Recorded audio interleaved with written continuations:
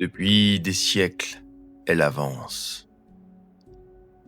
Venue de l'espace intergalactique, de l'obscurité absolue qui existe au-delà des bords de la galaxie, la flotte ruche, Léviathan, traverse le vide comme une marée noire et silencieuse. Elle ne se déplace pas dans des vaisseaux de métal. Elle ne propulse pas de moteur plasma. Elle est faite d'organismes, des créatures de chair et de chitine, d'une taille que l'esprit humain refuserait d'accepter. Reliée par une intelligence collective unique, l'esprit ruche, qui pense, qui calcule, qui s'adapte et qui ne dort jamais. Elle a déjà consumé des dizaines de mondes. Elle ne les a ni conquis, ni occupés, mais simplement dépouillés de toute matière organique, jusqu'au dernier micro-organisme dans le sol. Ce que Léviathan laisse derrière elle n'est plus un monde, c'est une coquille stérile dérivant dans le vide. Et avant qu'elle arrive, avant même que le premier bio-vaisseau n'apparaisse sur les écrans de surveillance, elle envoie son ombre en avant, l'ombre dans le warp. Un voile psychique qui étouffe les communications des astropathes, aveugle les navigateurs et coupe les demandes de renfort avant même qu'ils puissent quitter le système. Un silence qui précède la tempête. Un silence que les astropathes ressentent avant de perdre la raison. Ce silence, Kaïssa 6 le connaissait depuis des semaines. Et maintenant, ce n'était plus un silence. C'était un cauchemar qui arrivait. Il y a des batailles que l'on perd avant même qu'elles commencent. Non pas parce que l'ennemi est trop fort, ni parce que les défenseurs sont trop faibles, mais parce que le piège s'est déjà refermé et que personne ne l'avait vu se mettre en place. KR3 était tombé. L'Isfra, quant à elle, brûlait encore dans les mémoires. Un monde de plusieurs milliards d'âmes, réduit en cendres par décision impériale. Ces soldats, survivants, combattaient toujours, non pas pour leur monde. Ils n'existaient plus. Ils combattaient parce que c'était tout ce qu'il leur restait à faire. Et maintenant, Victis, le dernier verrou du système de Kaïssa 6, la capitale, le cœur. Si Victis tombait, c'est tout le système qui s'effondrait avec elle. Le piège s'était refermé lentement, méthodiquement, et l'Imperium n'avait compris que trop tard qu'il y était déjà.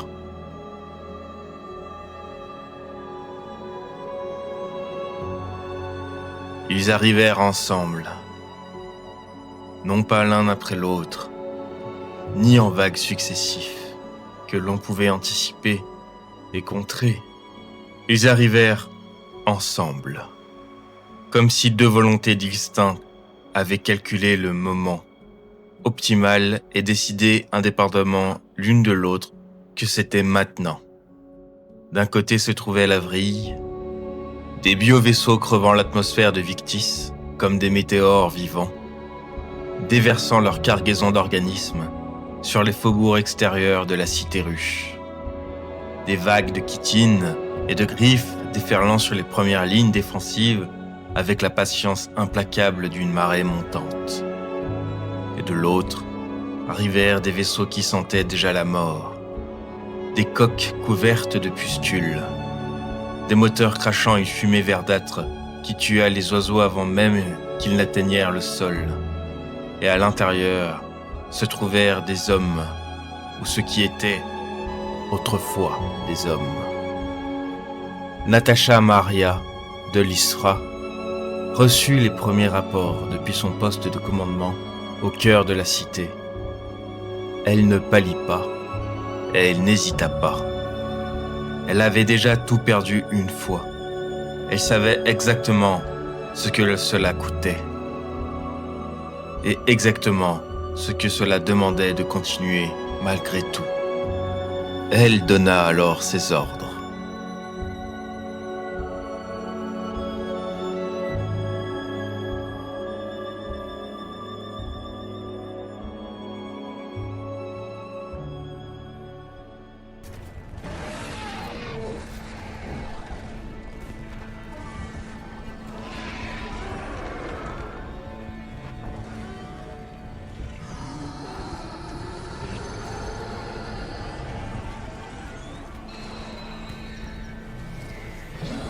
Dans les faubourgs Est, la première vague d'assaut biologique creva les défenses extérieures en moins de 6 heures.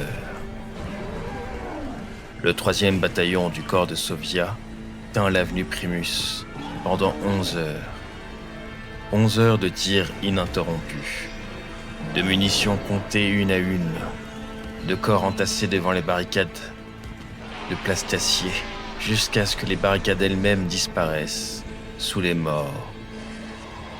Lorsque l'ordre de repli parvint enfin, il ne restait plus assez de soldats pour l'exécuter.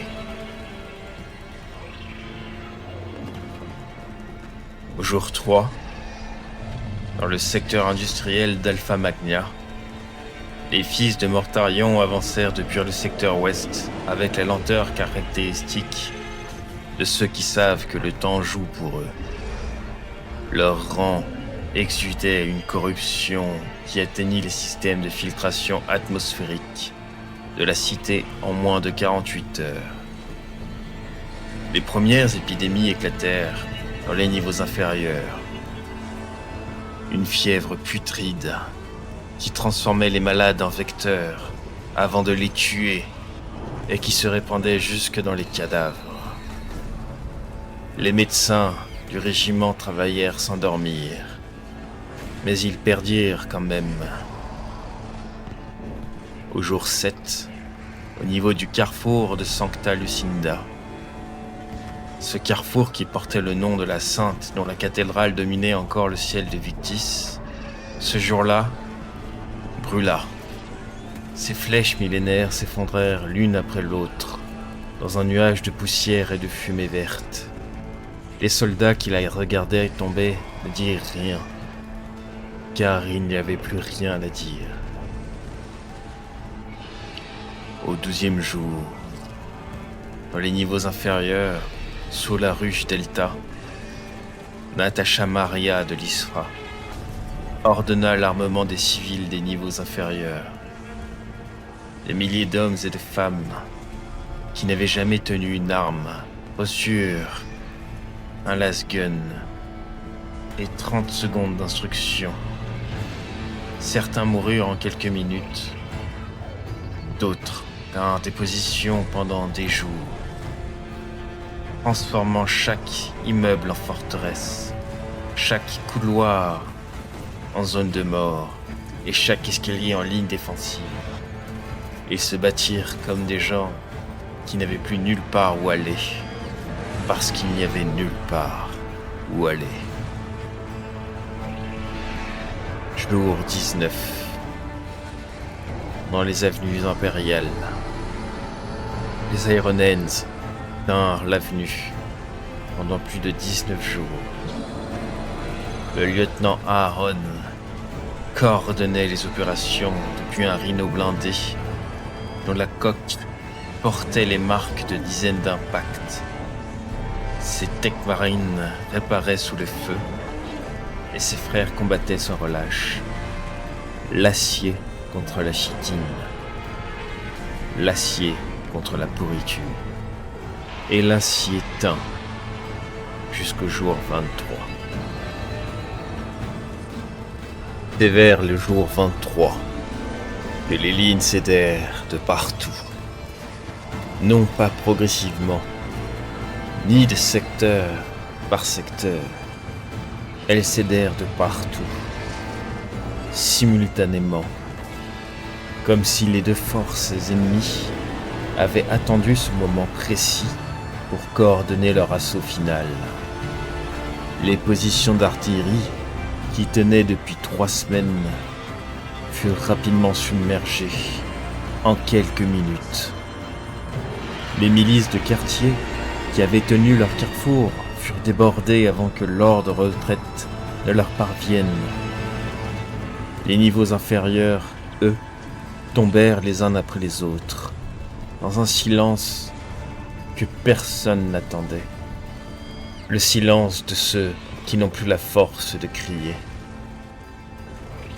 Les dernières navettes décollèrent, et depuis les hauteurs de son poste de commandement, Natacha de l'Isfra les regarda partir. Puis elle prit son vox.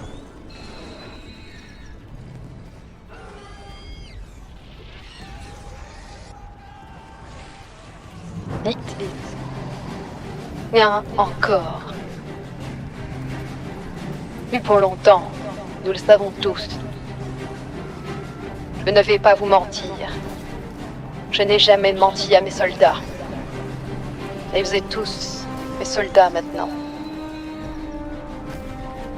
Avec vos armes, vos lames, vos mains nues. Si c'est tout ce qui vous reste. Ils vont entrer. Mais ils n'entreront pas sans payer. Je viens de l'Isfra. J'ai regardé mon monde mourir. Et je me suis demandé à quoi cela servait. Toutes ces morts. Toutes ces résistances. Et puis j'ai compris. Cela a servi à ça. À aujourd'hui. À vous. À cette ville qui tient encore debout. L'Isfra a brûlé pour que Victis résiste un jour de plus. Et Victis résistera pour quelque chose d'autre, puisses-tu à vivre demain. C'est ainsi que l'Imperium dure, non pas dans les palais, non pas dans les archives. Il dure dans les gens qui restent et qui tombent pour sa gloire. Alors voilà ce que je vous demande. Non pas de mourir. N'importe qui peut mourir. Je vous demande de leur faire payer chaque rue, chaque couloir, chaque marque d'escalier, chaque centimètre de cette ville que nos ancêtres ont bâtie. Faites-leur payer si cher qu'ils se souviendront de Victis jusqu'à la fin des temps, que dans 10 000 ans, lorsque quelqu'un prononcera ce nom, ce soit avec respect et crainte. Que Victis ne soit pas le nom d'une ville qui tombe. Que Victis soit le nom de ceux à qui on n'a jamais vraiment arraché la victoire.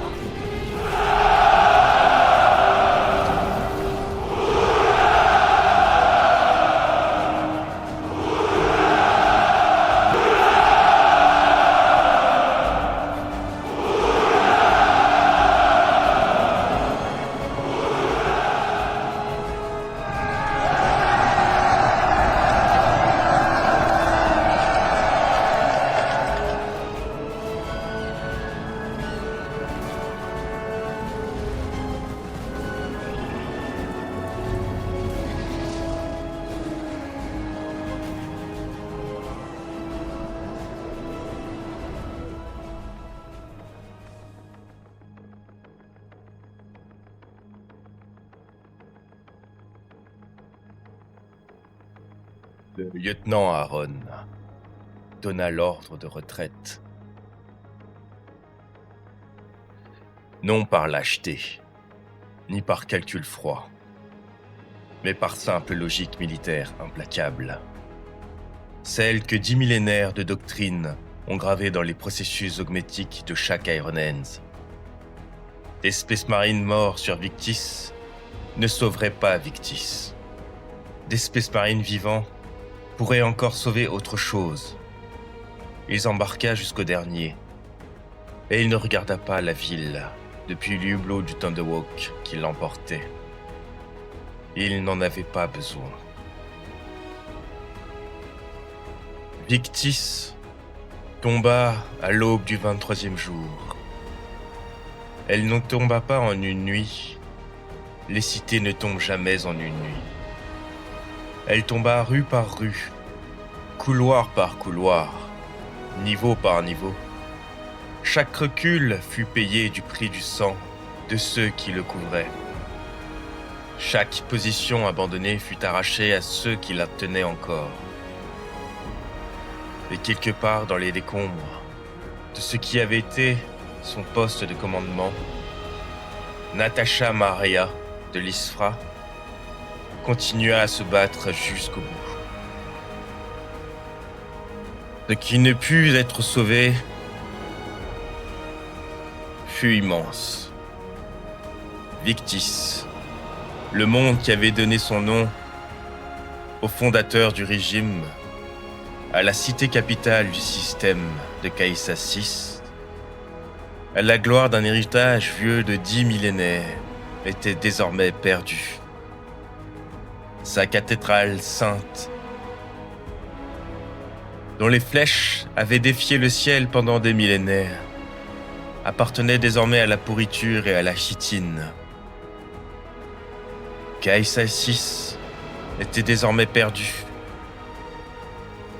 Le deuxième sous-secteur occitan était désormais exposé. Le flanc oriental du secteur du Segmentum Ultima tout entier saignait.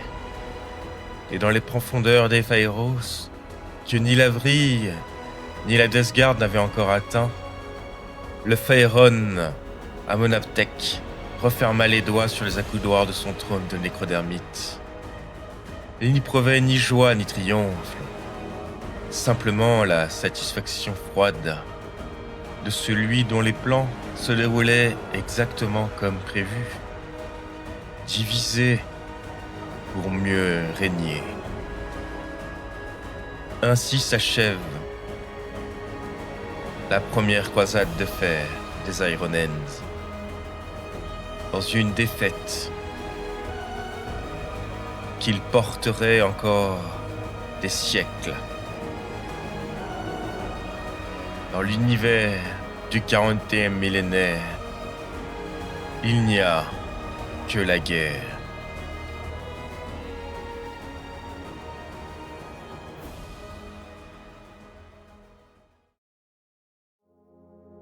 Cette semaine, la communauté Warhammer a perdu un artiste grandiose.